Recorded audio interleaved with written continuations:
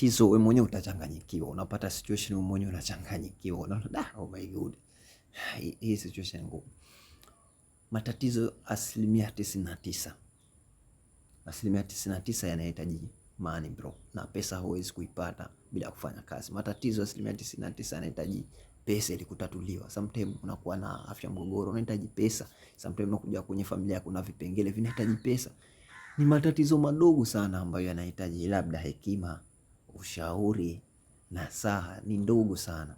Lakini 90% inahitaji pesa kwenye maisha yako. Kuhakikisha kuwa unafanya kazi.